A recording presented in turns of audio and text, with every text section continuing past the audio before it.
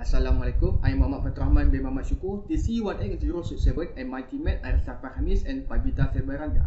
Okay, today we would like to present about the relationship of work-based project 1, as stated in the project title, by using the cutting-edge technology called Geographic Information System (GIS) and the remote sensing. So the criteria needed for this are Sustainable Development Goal (SDG), Life Cycle Assessment (LCA), Equilibrium of our ecosystem, and then lastly Environmental Management Plan. So a little discussion of work-based project 1. BAS Petronas Chemical plans to expand its production capacity of the acrylic acid plants and butyl acrylate plants at its Verband site in Kuantan, Malaysia. So detail of this statement has been discussed in work-based project 1 report. Okay, now we go to GIS and remote sensing. So remote sensing is a science and technology that is primarily used to scan and obtain information of anything on Earth. So it also can be called remote transmitting, that can be characterized as a standard camera that capture electronic radiation such as radar, thermal, infrared, multispectral, microwave and ultraviolet. Okay, on my right side is the example of data unlocking the potential of using GIS and the remote sensing. So next we go to the remote sensing and GIS in EIA. So GIS is frequently used in EIA for fundamental GIS features such as map creation, classic overlay and the buffering. So GIS also can be particularly useful in EIA framework for evaluating cumulative impact. For the example is how frequently of soil erosion towards environment or a certain project.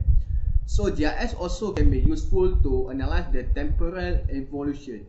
So below is the example basic information of GIS technology in EIA implementation. Next, we go to Sustainable Development Goal, which is SDG. Okay, SDG also known as the Global Goals that were endorsed by all UN member states in 2015. The aim of SDG is to eradicate poverty, save the planet, and guarantee that everyone has access to wealth and peace by 2030. So here is the example of 17 Sustainable Development Goal of SDG. So detail of this 17 SDG has been discussed in the reports. Okay, now I will pass to my other partner, which is Arisa, for further explanation. Okay, that's all from me. Thank you. Assalamualaikum and hi, my name is Arisa Farhanis binti Mak Rusli. Now I will present about the life cycle assessment, also known as LCE. EIA is a technique that must support decision making with regards to environmental elements of a much broader range of activities. Meanwhile, LCA is an analytical instrument especially developed to examine the environmental implication pertaining to the entire production chain of a good. There are 4 phases in LCA, which is goal and scope, inventory analysis, impact assessment, and lastly is interpretation phase. Okay, next is coupling GIS and LCE. GIS and life cycle assessment are fundamentally distinct and complementary.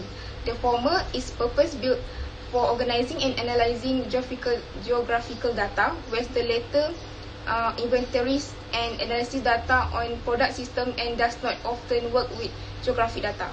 Good day everyone, I'm Pavitra Silvaraja. I would like to explain about the equilibrium of our ecosystem. It contains equilibrium, non-equilibrium concept, ecosystem equilibrium, equilibrium importance. For the ecosystem equilibrium in EIA, it contains air and climate, land, water, ecology and biodiversity and human environment. For the geographical information system and remote sensing in equilibrium of ecosystem, it was basic principle of GIS is associating graphics and feature data for certain geographical region while stores data in different layers, conducting analysis by using these layers. What are the use of GIS and remote sensing in the environment and ecology?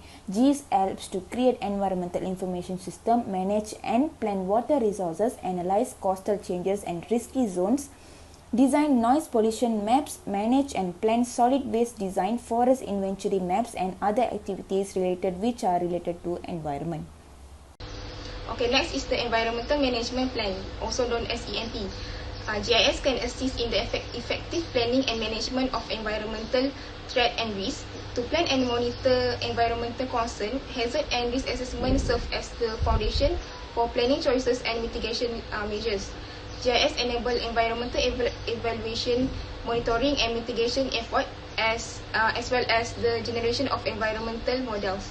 GIS also can be used to assist in hazard reduction and future planning, air pollution and control, disaster management, forest fire management, natural resources management. As we conclude, GIS creates opportunity to conduct analysis to create new spatial information by using current information and analyzing multiple data layers together or individually. Moreover, spatial analysis module of GIS which contains measurement, classification and overlaying methods is easily to be used. Raster data on broad areas were demonstrated in a more cost-efficient way through remote sensing technology compared to conventional method. Furthermore, raster data defined as input data to GIS databases and transformation which is related data into desired data forms for advanced level of analysis and modeling application. Apart from this, remote sensing system is able to collect data in various period of time and monitor temporal changes on Earth. In addition, remote sensing technologies help to detect biophysical parameters which is having significant importance to evaluate and model environmental features. Remote sensing data are significant resources to develop, update and maintain GIS database. Thank you very much.